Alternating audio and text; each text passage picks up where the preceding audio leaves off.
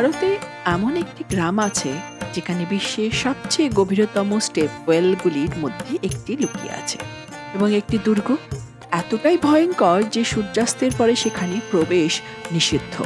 আজকের ভিডিও শুধু একটা ভ্রমণ নয়, একটা ছোট জায়গার গল্প বলবো যা প্রায় পর্দার আড়ালে ইতিহাসের পাতায় লুকিয়ে আছে।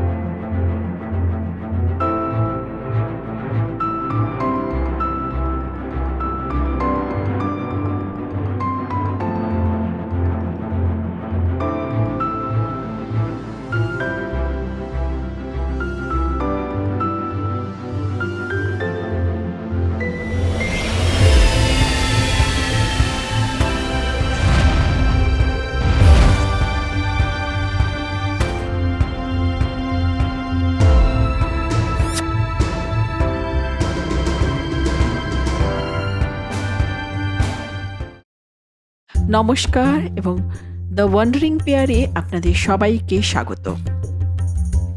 এবার আমরা আমাদের দেশ ভারতের রাজস্থান রাজ্যের দসা জেলার একটি লুকোনো প্রাচীন গ্রামে নিয়ে যাব, যার নাম আভানেরি।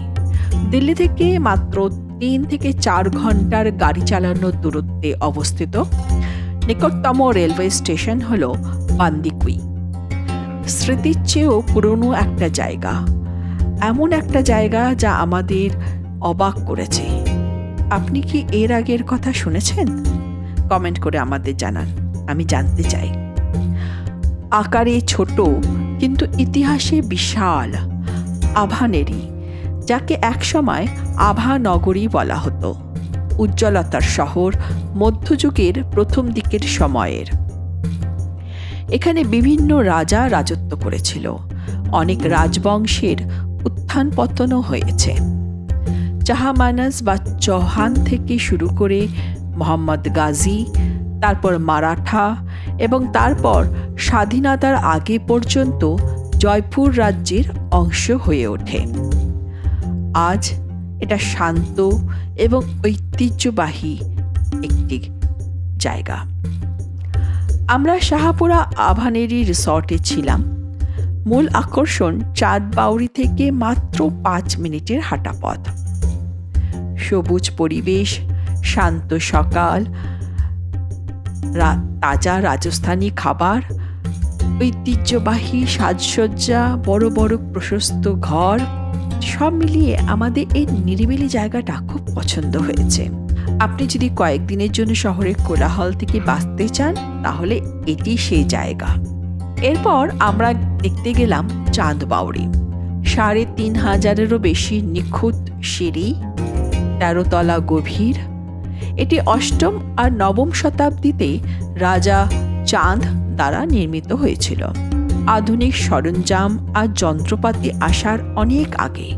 শুধুমাত্র তাদের দূরদর্শিতাই ছিল সবচেয়ে বড় সম্বল।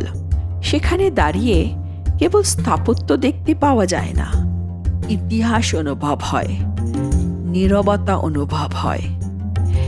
এই স্টেপওয়েলটি শুধু জল সঞ্চয় করার জন্য তৈরি করা হয়নি, এটি ছিল স্থানীয় জনগণের জন্য একটি মিলনস্থল।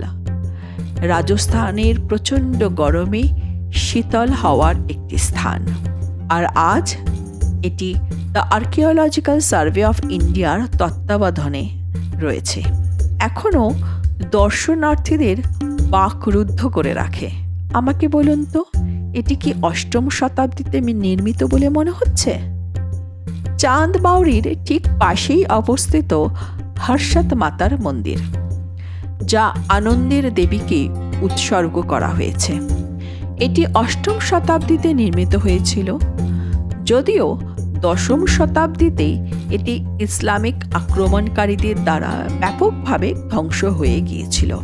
ছড়িয়ে ছিটিয়ে থাকা স্তম্ভ, ভাঙা মূর্তি এবং খোদাই করা পাথর এখনও সেই সময়ের গল্প শোনায়। ধ্বংসাবশের মধ্যে কিছু শক্তিশালী জিনিস আছে। তারা কেবল ধ্বংস দেখায় না, তারা বেঁচে থাকার ইঙ্গিত দেয়। তারা আমাদের মনে করিয়ে দেয় ধ্বংস অস্থায়ী, হস্তশিল্প, কারুশিল্প চিরকালের জন্য। পরের দিন সকালে আমরা আরাবল্লী পাহাড়ের মধ্যে দিয়ে গাড়ি চালিয়ে গিয়েছিলাম এমন একটি জায়গার দিকে যাকে অনেকে ভারতের সবচেয়ে ভুতুড়ে দুর্গ বলে অভিহিত করে, ভানগড় ফোর্ট। ভানগড় ফোর্ট যাওয়ার পথে আমরা সরিস্কার কাছে নারায়ণী মাতা মন্দিরে থামলাম। এটি একটি পবিত্র স্থান, একটি পবিত্র ঝর্ণা বয়ে চলেছে। আর হ্যাঁ, সব জায়গায় বাদরে ভরা। স্থানীয় কিংবদন্তি এই মন্দিরটিকে ত্যাগ ও ভক্তির প্রাচীন গল্পের সাথে জোড়া হয়। এবং তারপর ভানগড় দুর্গ, যা 16 শতকের একটি দুর্গ এবং আলওয়ার জেলার আরাবলী পাহাড়ের সরিস্কা রিজার্ভের সীমান্তে অবস্থিত। 17 শতকে রাজা মাধো সিং দ্বারা নির্মিত। The archaeological survey of India সূর্যাস্তের পরে এখানে প্রবেশ নিষিদ্ধ করে। কেন বলুন তো? সরকারিভাবে নিরাপত্তার জন্য। বেসরকারিভাবে কিংবদন্তি গল্পগুলো মানুষকে আকর্ষণ করে বলে মনে হয়। কেউ বলে দুর্ভিক্ষ, কেউ বলে অভিশাপ।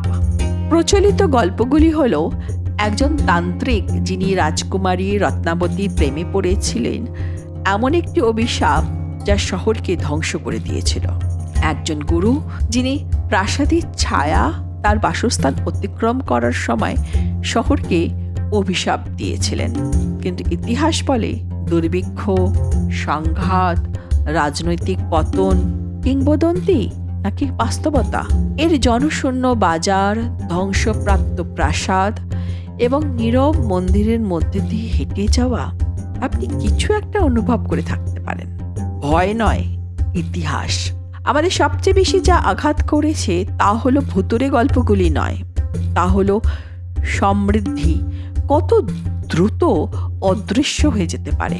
পুরো শহরটি কিভাবে নীরবতায় পরিণত হতে পারে, কিন্তু গল্পগুলি থেকে যায়। আর যদি না আমরা তাদের দেখতে যাই, তাহলে তারা হারিয়ে যাবে। ভ্রমণ আমাদের দৃষ্টিভঙ্গি শেখায়। আমরা এবার সরিস্কা টাইগার রিজার্ভ মিস করেছি, কিন্তু এই বাহানাতেই আমরা আবার ফিরে আসব। যদি আপনাকে বেছে নিতে হয়, তাহলে আপনি কি চাঁদ বাউরির ইঞ্জিনিয়ারিং মার্বেল দেখতে যাবেন, নাকি ভানগড় দুর্গের রহস্য জানতে যাবেন? আমাদের কমেন্ট সেকশনে জানান। ভারতকে আবিষ্কার করার দরকার নেই, একে মনে রাখা দরকার। পরবর্তী যাত্রায় নতুন জায়গায় দেখা হবে আপনাদের সাথে। ততদিন ভালো থাকুন, সুস্থ থাকুন। Take care. Bye by.